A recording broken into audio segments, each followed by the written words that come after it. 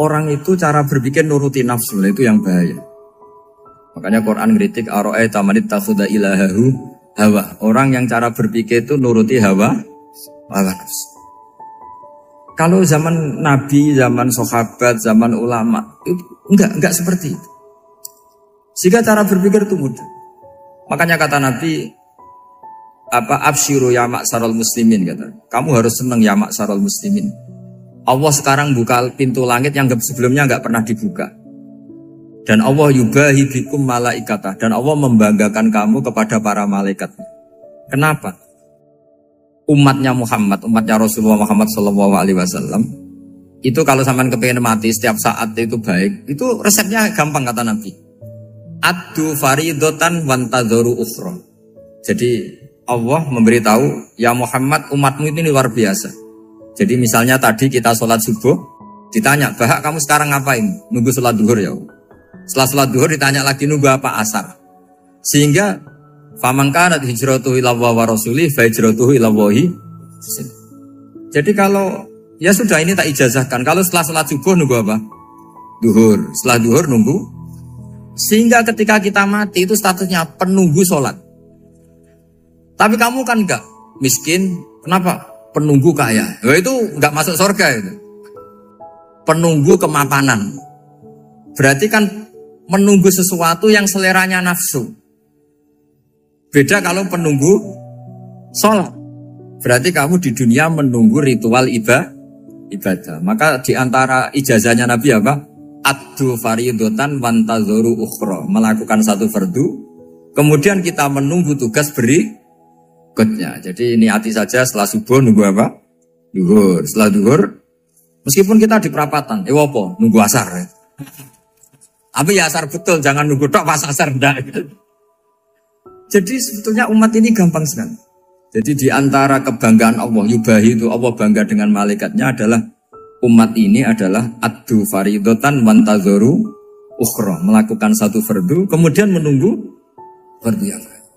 Dari mengkhidmati kampus, ingin mengkhidmati masyarakat, dari satu masyarakat lokal Semarang menjadi sampai sekarang sampai Banjarmasin, Unisula mau bikin kampus di sana terus gitu. Dari satu tugas ke tugas yang lain.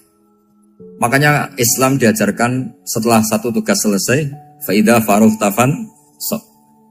Jadi sehingga hidup kita itu dinamis. Dari satu kebaikan menunggu kebaikan lain, dari satu kebaikan menunggu. Sehingga hidup kita ngapain? Nunggu satu kebaikan. Ini sudah masuk faman kanat hijratuhu ila wa rasulih fa hijratuhu ila wa rasulih. Sehingga bayangkan kalau kita direkam Allah. Gusti kula ampun mati nak dereng sugih. Wis melarat puluhan tahun, sakit, nunggu sesuatu sing sifatnya nafsu, kepengin sugih. Sugih tok aja cukup. Tahu buruh wong sing tahu ngenyek ndekne lho, itu kan urung-urung wis dendam. Saya belum mau mati sebelum kaya dan buruhkan orang yang pernah melecehkan saya. Wis ngono akhirnya mati urung sugih. Berarti wis fakir matine hasud. Mau itu ngenes dunia akhirat kan kira-kira seperti itu. Kamu santai aja kalau fakir berarti meringankan hisab karena ada banyak harta. Yang mau dihisab papanya enggak punya apa-apa. Jadi saya mohon sekali ya, Islam itu mengawal kebahagiaan. Sebab itu sampai bahagia itu menjadi perintah Islam, kul bi fadlillah wa bi rahmati fa bidzalika falyafrahu. Karena dengan bahagia bi taat diharapkan orang Islam itu tidak bahagia atau cari kesenangan lewat jalur apa Mas. Sehingga ciri utama wali apa? Ala inna awliya Allahi la khaufun alaihim walahum yahzanun. Sehingga ulama dulu itu rileks-rileksnya. Termasuk yang saya ceritakan tadi, Imam Ahmad, Imam Syafi'i, itu melihat apa saja rileks. Ya tadi kalau disenangi orang ya barokah, punya kawan kebaikan. Nak dineng ya barokah dineng di gedingi tonggo rada utang, ngeranjuk tulung gitu. Jadi rileks saja. Masyhur itu Imam Syafi'i ngendikan, waman asa'a ilaika faqad atlakoka. Orang yang berbuat buruk sama kamu, hakikatnya adalah membebaskan kamu. Atlako itu apa? Membebaskan. Enak gak jadi hidup gitu? Kalau kamu kan enggak, kok gedeng aku salahku apa? Malah kamu ujub tuh, orang kok gak tahu salahnya. Kamu jadi suami, istrinya ngomel, kurang apa saya sebagai suami? Ya kurang banyak, ndak ganteng, ndak kaya, ndak ini. Malah kalau diterangkan malah parah toh. Ya sudah rileks saja. Kalau dia ngomel ya tadi, alhamdulillah dapat pahala tanpa apa? Biaya. Terus ngomel kan butuh energi, paling yang tidak kuat 3 jam. Nanti juga berhenti apa? Terus ambil nilai positifnya. Misalnya ngomel sama suaminya, bagus lah. Kalau ngomel sama tetangga malah kayak apa gitu aja udah. Jadi ulama dulu itu gampang sekali melihat melihat hidup. Rasulullah ya gitu, melihat hidup tuh gampang saja. Ketika tanya, ya Aisyah apa ada sarapan? Tidak ada ya Rasulullah, ya sudah saya tak puasa. Jadi enteng saja. Kadang-kadang beliau ingin puasa, ya puasa sunat, ada sarapan nggak jadi puasa. Rileks. Nabi itu rileks. Kalau ngajari kebaikan juga rileks. Nah sekarang itu banyak orang yang karena mungkin kurang baca, Islam itu kayak jadi aturan yang bengis, yang repot, yang mengekang. Itu tidak seperti itu. Yuridu wa bikumul yusra wala yuridu bikumul usra. Allah menghendaki agama ini mudah. Sehingga ada sahabat di Imami Mu'ad itu baca Baqarah. Sahabat ini pekerja petani, mufarokoh ditinggal. Ketika Mu'ad lapor, ya Rasulullah ini ada orang munafik, tengah-tengah sholat mufarokoh saya ditinggal. Yang disalahin itu tidak yang ninggal tapi Mu'ad. Afattanun anta ya Mu'ad, kami itu tukang fitnah. Masa ngimami petani pakai surat Baqarah? Jadi yang disalahkan ini imamnya. Kalau kamu jadi imam, sholatnya ya yang cepat. Makanya terus banyak orang kecepatan karena tadi. Jadi Nabi itu enteng sekali. Jadi apa ya? Nabi itu beda dengan yang kita bayangkan beda. Nabi pernah ngaji di masjid, kemudian ada tetangga lewat pakai cangkul ke kebun. Semua sahabat gerutu. Ini orang tidak benar. Ada Nabi ngaji ditinggal saja ke kebun, tidak ikut ngaji. Jawabannya Nabi tidak. Itu bagus, itu ikut sunnah saya. Kenapa ya Rasulullah? Dia kerjanya nyari halal. Dan untuk menghidupi keluarganya itu juga ajaran saya. Sehingga yang ngaji ya ajarannya Nabi, yang nggak ngaji karena kerja mencukupi keluarga juga ajarannya Nabi. Segampang itu. Kalau kayaknya kamu kan, wes gak roh akhlak kan gitu. Nabi rileks saja Nabi. Sampai bisa lihat itu di Ihya, di bab Fadhailul Kasbi. Makanya ini penting sekali supaya orang itu berpikir Islam atau mendakwahkan Islam itu berdasar sanad ya yang muttasil yang pernah dilakukan Rasulullah SAW. Sesuatu yang dilarang Allah itu pasti madharat. Maka untuk melarang seseorang bergantung sama narkoba misalnya atau hal-hal yang bahaya pada fisik, itu satu tentu bagi ahlullah, tentu karena takut Allah. Tapi banyak masyarakat yang memang benar-benar bisa meninggalkan narkoba karena efek buruknya ganja. Bahwa itu mengakibatkan sakau, mengakibatkan tidak sadarkan diri, mengakibatkan kebangkrutan ekonomi macam-macam. Sehingga mereka benar-benar benci sama yang namanya narkoba. Jadi di antara manhajul Quran itu kalau mentakbih, memburuk-burukkan maksiat itu mesti dikritik innahu kana fahisyah. Innahu kana fahisyata wa maqta wa sa'a sabila. Innahu kana fahisyata wa sa'a sabila. Diulang beberapa kali. Sehingga dibutuhkan kecakapan untuk menganggap satu hal yang buruk itu fahsyah, sesuatu yang enggak rasional, sesuatu yang tidak positif, sesuatu yang pasti berdampak negatif. Sehingga kalau misalnya tadi dibacakan oleh Qori, kuntum khaira ummatin ukhrijat linnasi ta'muruna bil ma'ruf wa tanhauna 'anil munkar. Untuk berhenti dari kemungkaran itu satu takbihun litilkal munkar atau litilkal munkarat, bahwa munkarat itu kita cap, kita stigmasi bahwa itu buruk sekali. Seperti Nabi mengajarkan pemuda tadi, masa kamu suka ibu kamu digitukin lelaki lain, putri kamu, bule kamu, bude kamu, sehingga orang ini pikirannya termindset betapa buruknya zina. Sama seperti kita sukses memindset betapa buruknya narkoba, betapa buruknya bahan-bahan terlarang. Begitu juga seterusnya, terus pengkhianat dan sebagainya. Tapi problem manusia adalah dia itu akan mencari kebahagiaan atau kesenangan sesaat. Maka caranya gimana? Keinginan senang lewat maksiat ini dilawan dengan nyaman dengan taat. Saya ulang lagi, nyaman dengan taat. Sehingga ulama dulu punya kalimatul munajat, artinya kalimat hubungan pribadi sama Allah yang menjadikan orang itu nyaman. Dan ini yang diajarkan kitab-kitab tasawuf. Kitab tasawuf itu sukses mengajarkan melihat alam raya ini semuanya nyaman, termasuk yang mengecewakan. Itu dianggap nyaman. Saya berkali-kali mengajarkan ilmu ini karena ini musalsal ila Rasulillah SAW. Itu pernah suatu saat Imam Ahmad itu dipanggil sama tetangganya, anak muda. Tentu Imam Ahmad ini orang yang sangat soleh, sangat waroi, sangat tunduk sama perintahnya Allah dan Rasul. Pemuda tadi manggil, ya Ahmad, datang ke rumah saya. Imam Ahmad datang. Setelah sampai ke pemuda tadi, sudah pulang lagi, saya tidak butuh kamu. Pulang lagi. Setelah sampai rumah dipanggil lagi, ya Ahmad, datang lagi. Datang lagi. Oh, saya tidak jadi butuh, pulang lagi. Sampai 3 kali. Dan itu perangai ekspresi Imam Ahmad itu atau ulama lain yang sesoleh beliau itu nyaman, indah. Beliau tetap senyum-senyum nyaman.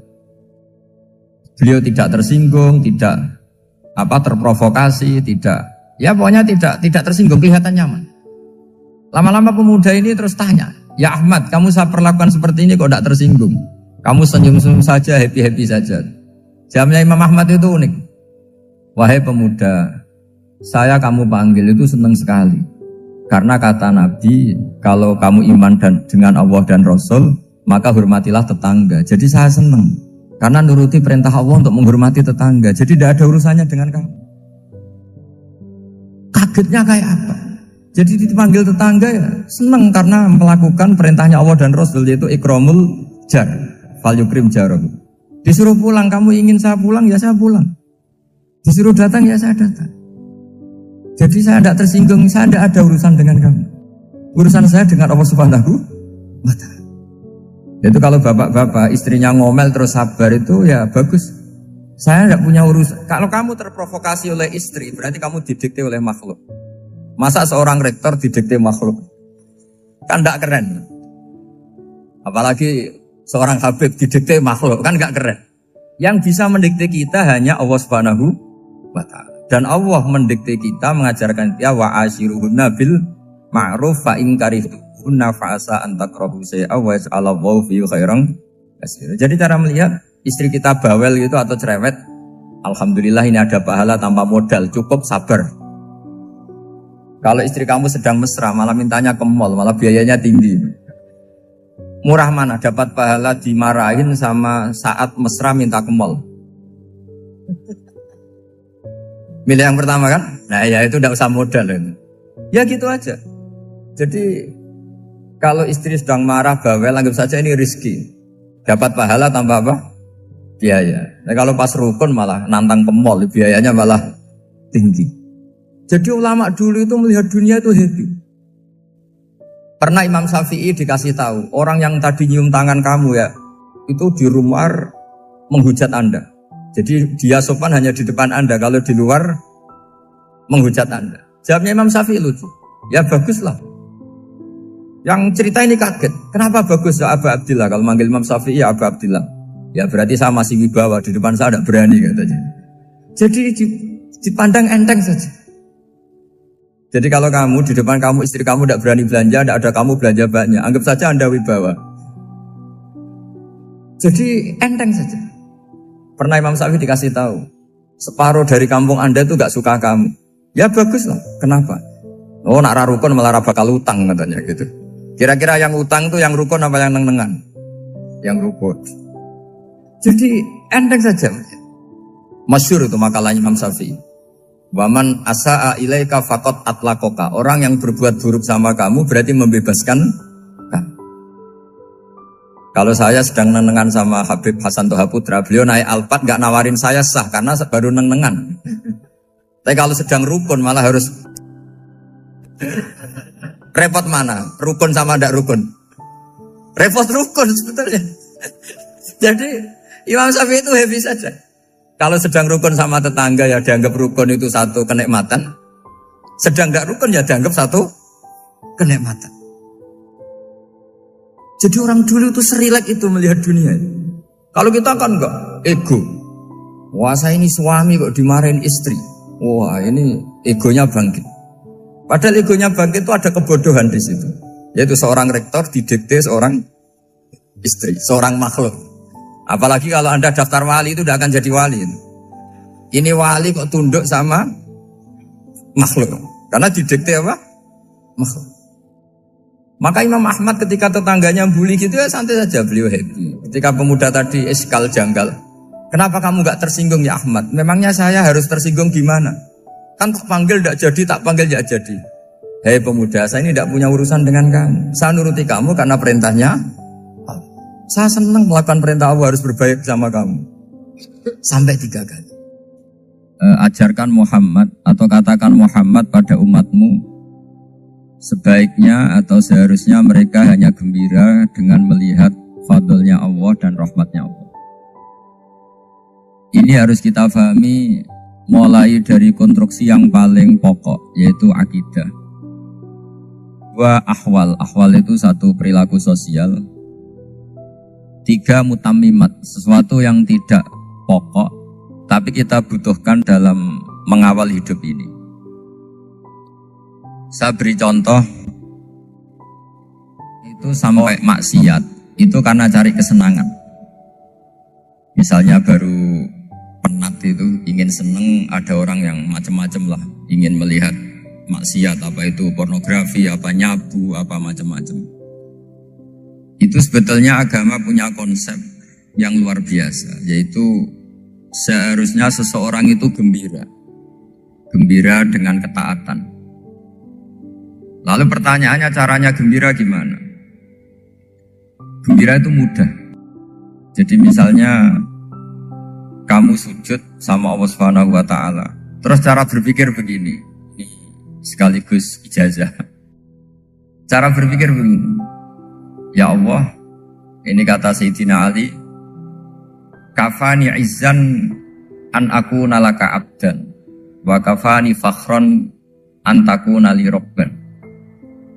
Ya Allah, betapa sialnya saya andaikan saya jadi budak dari makhluk yang sama. Misalnya sampean itu seorang kiai atau rektor atau doktor atau orang terpelajar, kemudian kamu jadi budak atau hamba dari makhluk yang setara. Betapa hinanya saya. Maka kata Sayyidina Ali, ya Allah saya ini cukup bahagia, cukup bangga karena jadi budak, jadi hamba dari zat yang super atau yang maha super. Jadi kok Allah Subhanahu wa ta'ala. Sehingga ada kebahagiaan yang luar biasa karena menjadi hambanya Allah Subhanahu wa ta'ala. Setelah bangga dengan jadi hambanya Allah, maka kita akan malu.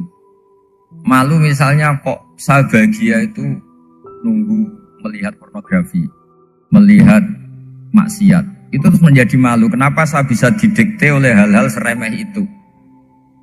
Ya, kita malu karena didikte oleh hal-hal yang seremeh itu. Karena kita didikte oleh nafsu. Jadi izzatun nafsi, satu harga diri seseorang itu harus dihidupkan untuk hanya tunduk kepada Allah SWT. Sehingga Nabi itu melatih satu logika tarkul ma'asi. Nabi itu dulu ketika ada seorang pemuda yang ya karena mungkin pemuda ya, dia itu mau masuk Islam, tapi uniknya kata pemuda tadi, saya masuk Islam tapi asal dibolehkan bebas zina. Jadi ini agak sabreng gitu. Jadi mau masuk Islam syaratnya dibolehkan apa? Zina atau free sex gitu. Karena orangnya agak hiper. Itu Nabi tidak langsung mengancam dengan neraka enggak. Ketika mau pamit gitu semua sahabat melarang. Mah itu jangan, kamu jangan suan Nabi. Itu permintaan yang enggak masuk akal. Setelah lama ditahan terjadi kegaduhan di masjid. Nabi dengar itu ada apa itu? Itu ada pemuda yang mau masuk Islam tapi yasta'dzinuhu fi zina. Tapi mereka minta izin Nabi untuk tetap boleh zina. Kata Nabi, pemuda itu suruh masuk, suruh menghadap saya. Ketika menghadap Nabi, saya ulang lagi, ketika menghadap Nabi, Nabi mengajarinya itu luar biasa. Nabi tidak langsung mengancam dengan neraka atau dengan azab tunda. Tapi kata Nabi, atuhibbuhu li ummik. Kamu suka kalau ibu kamu tuh jadi demenannya orang banyak. Pondok ya Nabi, yang demen ibu saya tak bacok kan. Karena ini ya agak preman, di mana-mana orang nakal agak preman. Terus atuhibbuhu li bintik. Kamu suka kalau putri kamu ya digitukan orang-orang. Oh ya enggak Nabi, yang gitukan putri saya tak bacok. Atuhibbuhu li kholatik. Kamu suka kalau bule kamu digitukan. Atuhibbuhu li ammatik. Kamu suka kalau saudara bapak kamu digitukan. Nabi itu mengeset ya. Cara sekarang itu otak mungkin. Nabi itu meluruskan otaknya anak muda itu. Betapa buruknya zina. Cara bahasa Arab ditakbih. Betapa buruknya zina. Kamu suka kalau korbannya ibu kamu, putri kamu, bude kamu, bule kamu. Sehingga orang itu matur ya hasbuka ya Rasulullah, ini sudah cukup. Saya tidak pernah melihat sesuatu seburuk zina. Jadi fa'al qawwa fi qalbihi bughdha zina. Kemudian Allah meletakkan di hatinya, menanamkan benci zina. Sehingga akhirnya pemuda tadi menjadi iffah, menjadi menghindari zina. Artinya begini ya, ini mungkin yang lolos dari para kita sebagai dai, kita tidak belajar banyak tarbiyahnya Rasulullah Shallallahu Alaihi Wasallam. Jadi kalau kita benci maksiat, itu jangan hanya ditakdir, ditakutkan neraka itu enggak. Jangan hanya itu, tapi di logika. Jadi kalau kita menghindari maksiat, itu selain karena takut azab, itu ada logika, ada rangkaian pikiran yang menjadikan kita anti satu perbuatan apa maksiat. Jadi misalnya gini ya, kira-kira ginilah kalau contoh gampang itu. Ada orang gitu ya, nyanyi dengan pakaian yang mungkin pornografi gitu. Mungkin pemuda-pemuda ingin melihat itu, tapi bisa diobati gini. Kok enak dekne mergawe kok tak bayar ya, aku kehilangan duit. Meskipun dengan logika yang agak serampangan, yang penting menjadi kita ini punya harga diri untuk tidak tergantung hal-hal seperti itu. Sehingga Nabi itu cara menggambarkan tadi mulai atuhibbuhu li ummik, kalau ibu kamu jadi demenannya orang lain. Pemuda tadi bilang yang demen ibu saya mau saya bunuh. Ditambah lagi atuhibbuhu li bintik. Bagaimana kalau korbannya putri kamu, bule kamu, bude kamu. Sehingga terus si pemuda tadi betapa buruknya zina, betapa murahnya zina. Akhirnya pemuda tadi al-qawwa fi qalbi bughdha zina. Terus kemudian pemuda tadi itu sangat membenci dengan apa? Berzina. Nah, pikiran-pikiran seperti ini harus kita tanamkan. Harus kita tanamkan supaya orang itu benci melakukan maksiat. Karena satu memang takut suhtullah, takut dibenci Allah atau dibenci Allah. Dua, memang logika kita mengarahkan tidak maksiat. Saya beri contoh ya, betapa pentingnya mindset ya, cara berpikir. Orang itu menjadi kikir itu karena nganggap hidup itu lama dan uang itu penting. Kalau zaman Nabi itu sederhana kalau melihat hidup ini. Pernah suatu saat Nabi itu punya jatah makan, karena Nabi itu hidupnya juga pas-pas. Jadi Nabi itu unik. Beliau di satu sisi kaya raya, bisa ngurmat Abu Hurairah, Ammar, Suhaib. Ashabu Sufa itu dirawat Nabi semua. Itu kan kaya, bisa merawat sekian orang. Tapi di sisi yang lain untuk pribadinya beliau miskin. Kadang nggak bisa makan hari itu. Tapi di saat yang sama bisa merawat Ahlus Sufa. Jadi keliru kalau orang hanya cerita Nabi itu miskin, untuk makan dirinya aja susah. Itu keliru. Kelirunya kalau tidak diteruskan, tapi Nabi mampu menghidupi Ahlus Sufa. Singkat cerita, jatah makannya Nabi itu dikasihkan orang ketika Nabi tanya, ya Aisyah, makanan jatah saya di mana? Oh ya Rasulullah, tadi ada orang minta tak kasihkan, maka makanan itu habis. Apa kata Nabi? Kamu salah Aisyah. Yang kamu kasihkan itu justru yang masih. Ya, yang kamu kasihkan itu justru yang masih. Sehingga Nabi menganggap, makanya Nabi terus ngendikan, ya kalau mukhatabnya lelaki ya kira-kira begini. Wa hal laka min malika illa ma akalta fa afnaita wa labista fa ablaita. Terus tanya wa tasaddaqta fa abqaita, kata Nabi. Harta kamu ya kamu makan kemudian ke WC jadi kotoran, atau punya pakaian mewah nanti rusak. Wa tasaddaqta fa abqaita. Ada yang kamu sedekahkan yaitu yang abadi sampai akhir. Sehingga banyak pengusaha yang mencintai saya setelah tak ajari hadis itu. Misalnya punya uang 1 miliar karena dia spekulan atau pedagang rawan bangkrut, disedekahkan ke masjid 50 juta, yaitu yang abadi. Jadi kalau suatu saat bangkrut, dia masih punya uang 50 juta di akhirat. Jadi Nabi itu mengajari sedekah itu apa? Ya sedekah itu pengabadian uang. Kalau kita kan enggak, bilang sedekah itu nguras uang. Itu pikirannya setan, dan pikirannya orang Islam. Itu cara berpikir setan, bukan cara berpikir umat apa? Sehingga Sayyid Ali Zainal Abidin itu kalau ada orang minta, kemudian beliau ngasih, itu beliau bilang gini, marhaban biman hamala zati ilal akhirah. Matur nuwun nggih jenengan sing beto sangu kula nate. Jadi dianggap teller saja. Orang yang minta uang beliau itu dianggap tukang nyatet bank itu. Karena sudah ditabungkan. Ya sudah. Kalau kita kan enggak, wah pengemis tuh ganggu gini-gini. Kecuali pengemis profesi ya mungkin kita agak-agak enak. Pada zaman akhir tuh ada pengemis apa? Profesi. Jadi repot. Terus tak beri contoh lagi kebahagiaan ketika kita milih Islam moderat. Islam kita diajarkan guru-guru kita, utamanya oleh guru kita Mbah Maimun.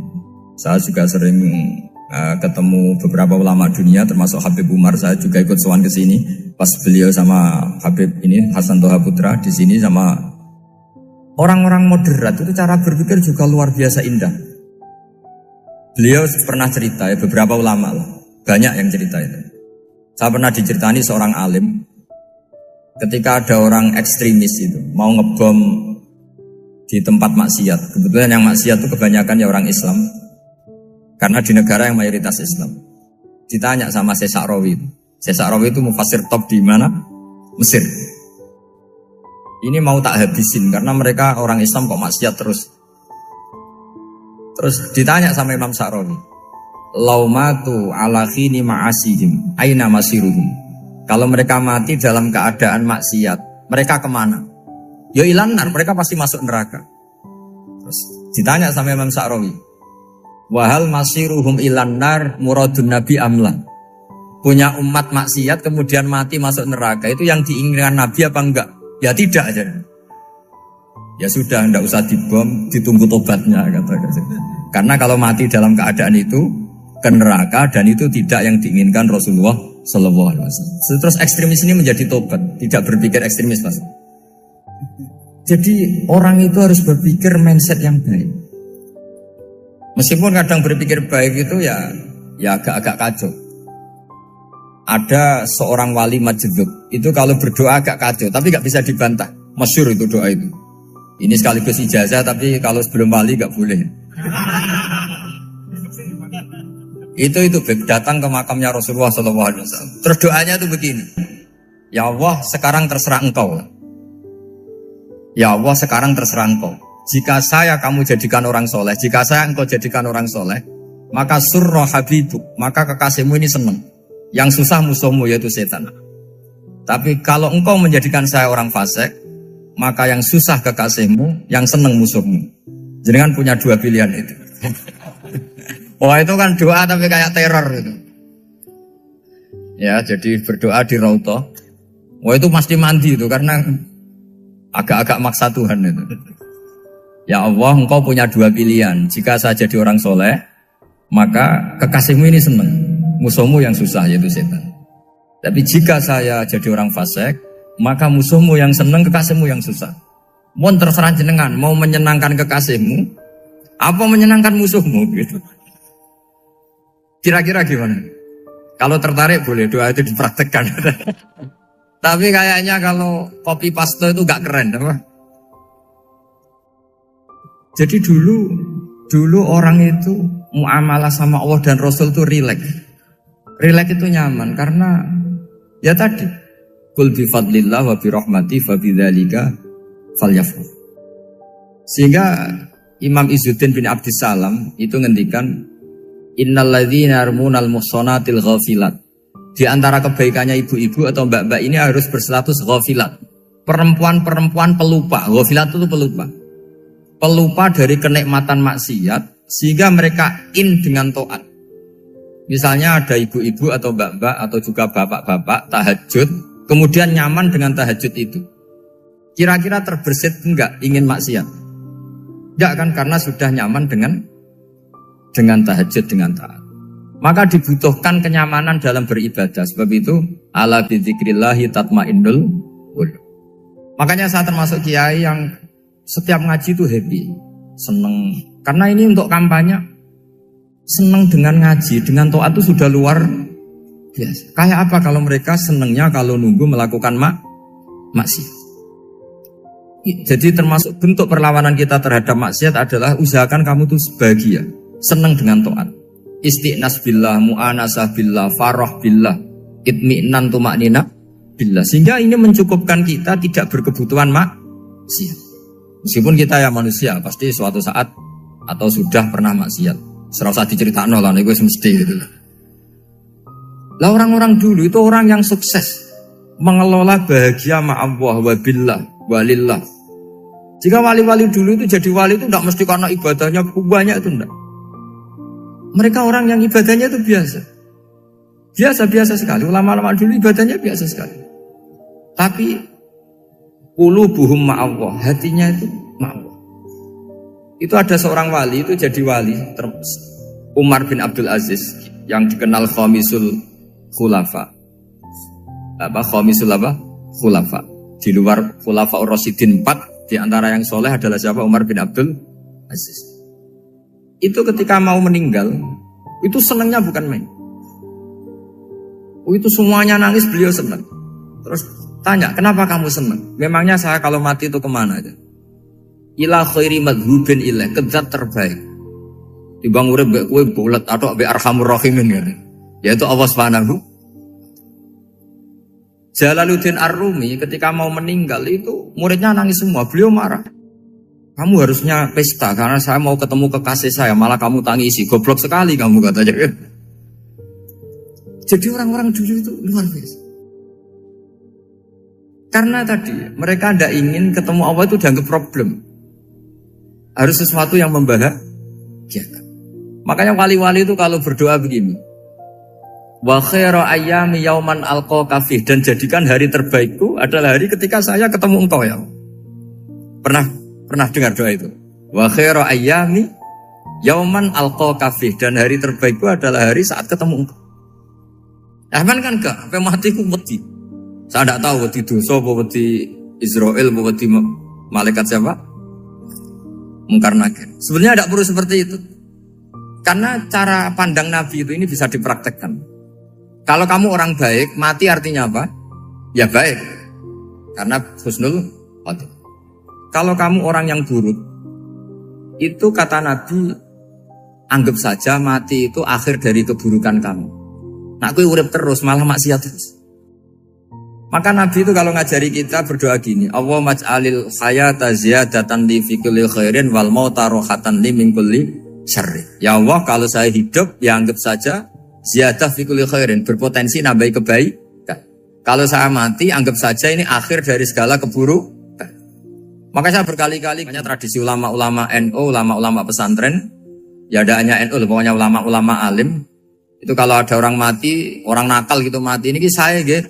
Itu hadirin mesti gak terima. Wapi enang itu wong wakal. Tapi dipaksa sama kiainya, saya gitu. Lama-lama dipaksa.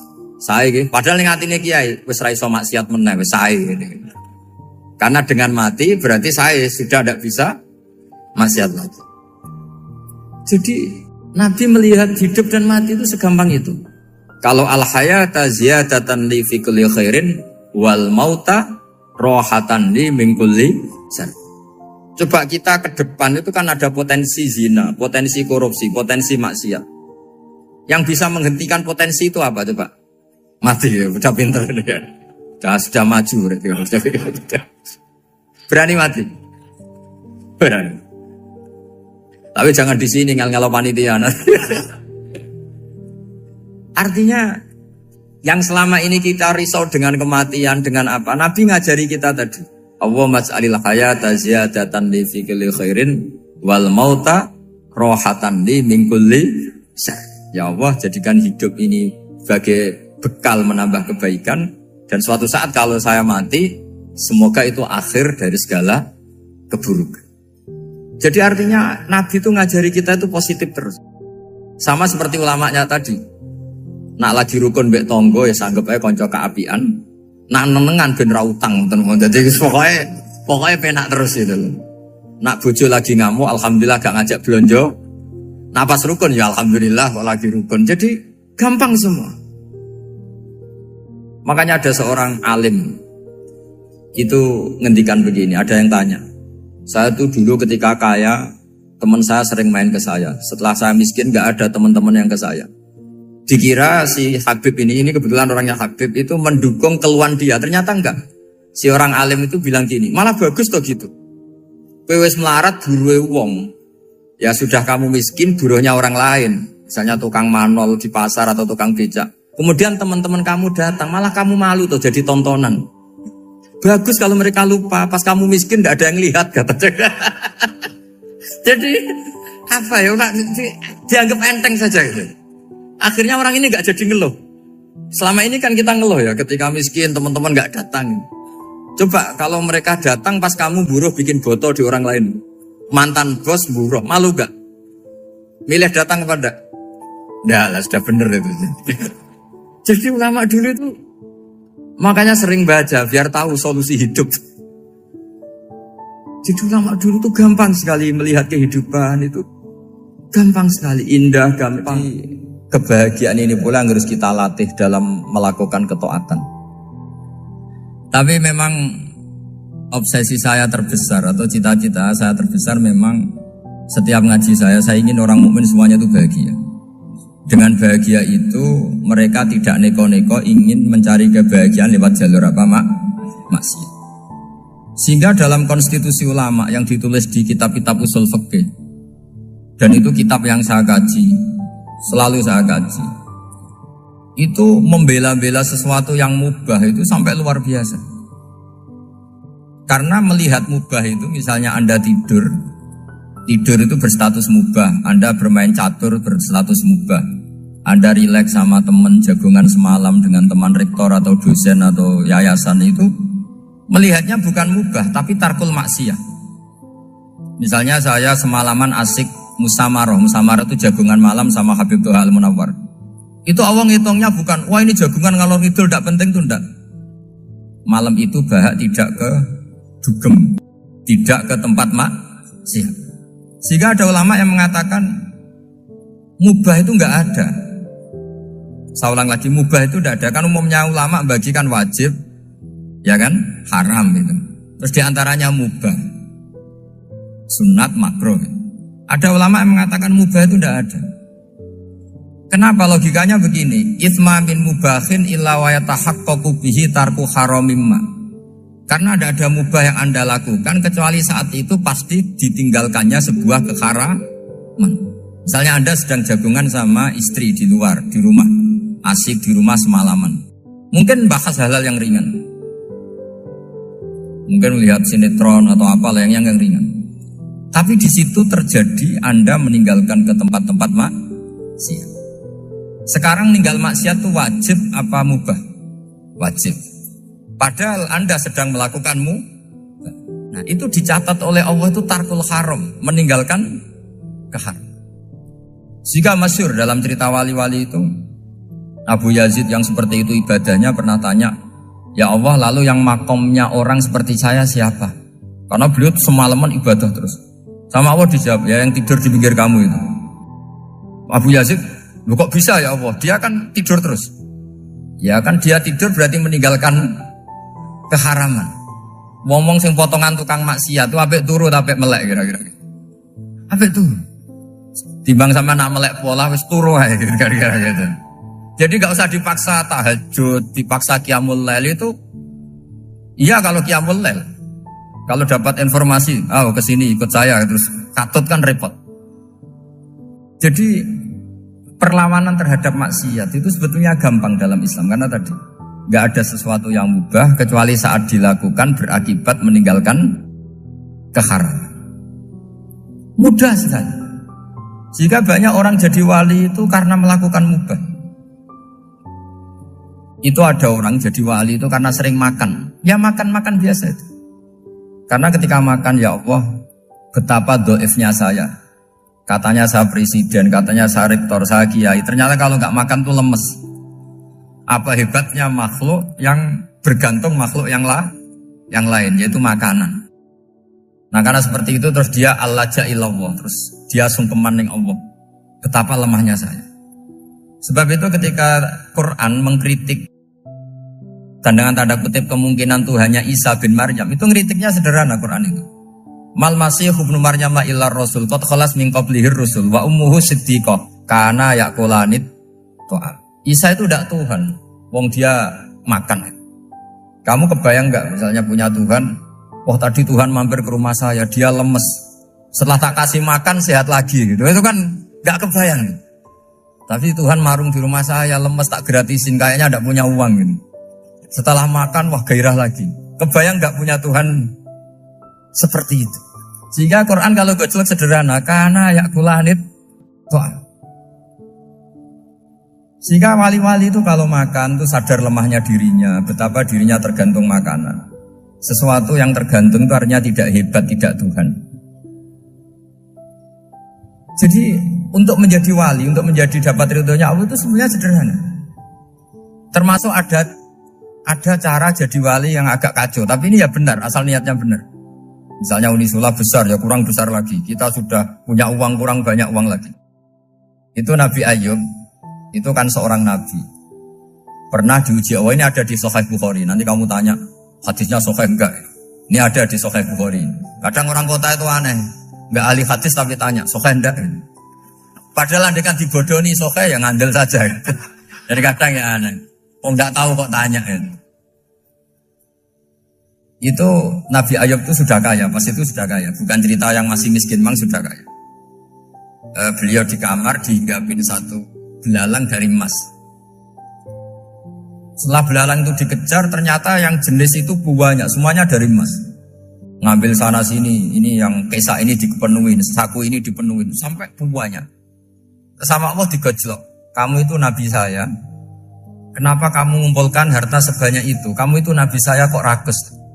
Jawabannya Nabi, ya Allah, siapa yang bisa kenyang dari rahmatmu? Ya, jadi kalau kamu punya uang 1 miliar, kok ingin 1 miliar 100, ingin 1 miliar 200, itu cara ngitung bukan uang. Ya Allah, siapa yang bisa kenyang dari rahmatmu?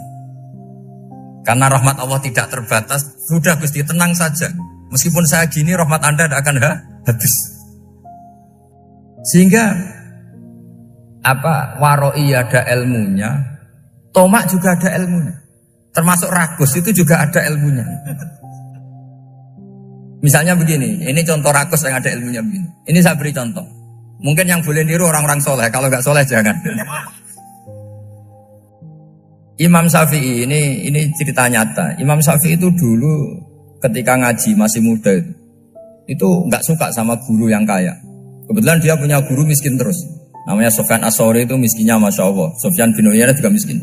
Jadi dia miskin punya guru miskin terus. Sehingga idolanya ya sama guru-guru yang miskin. Suatu saat guru-guru ini menyarankan dia ngaji Imam Malik. Imam Malik itu kaya raya. Itu babutnya Imam Malik kalau diinjek itu mata kakinya tidak kelihatan saking halusnya. Kalah Indonesia kalah. Imam Malik tuh gaya. Kalau ngaji di kursi tinggi terus pakai bukhur itu, pakai jubah Arab yang mahal. Pokoknya mewah kali Imam Malik. Terus dia mulai ini kiai kok kaya. Kemudian setelah beliau alim tanya, saya harus ngaji siapa setelah ilmu jenengan habis kira-kira gitu. Kata Imam Malik, sudah kamu tidak usah perlu ngaji saya, kamu sudah alim alama. Terus Imam Malik datang ke Baki. Zaman itu Baki itu semacam kayak rentalan ya, semacam Grab lah kalau dulu itu. Mana kafilah yang mau ke Irak?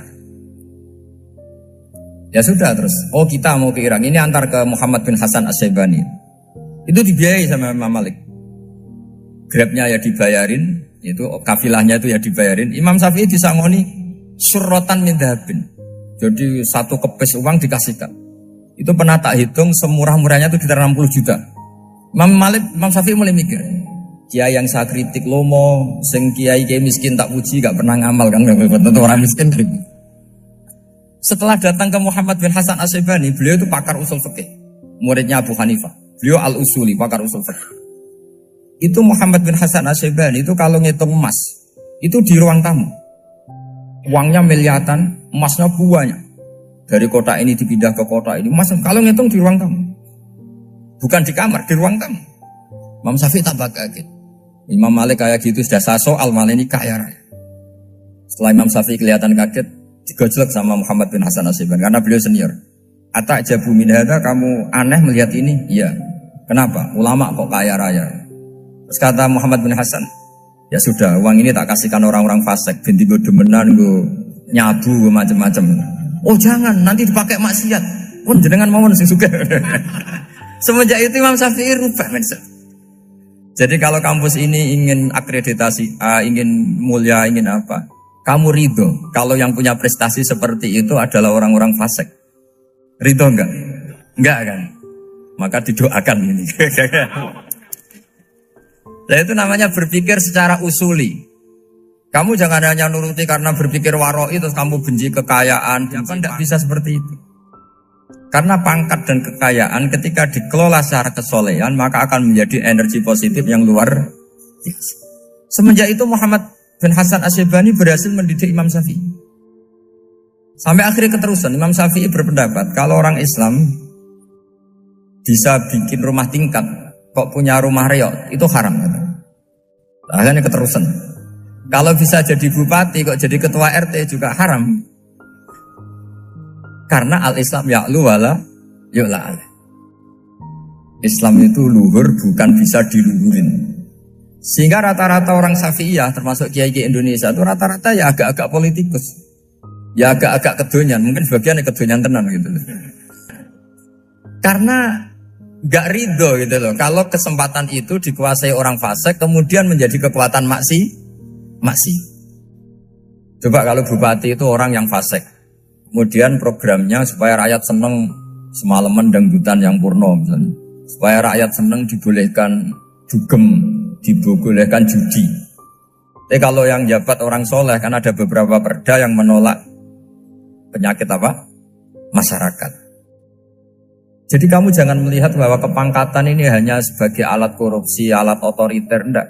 Asal kena orang soleh, maka ini menjadi energi kesolehan atau energi positif. Sebab itu ketika Allah muji para nabi yang soleh, diantaranya disifati apa? Faqad ataina ala Ibrahim al-kitab wal hikmata, terusannya wa atainahum mulkan azim. Dan Nabi Ibrahim dan keluarganya tak kasih kerajaan yang besar. Nah sekarang masih banyak orang yang cara pandang ngapain bikin unisula yang megah, ngapain berambisi punya akreditasi A dan sebagainya.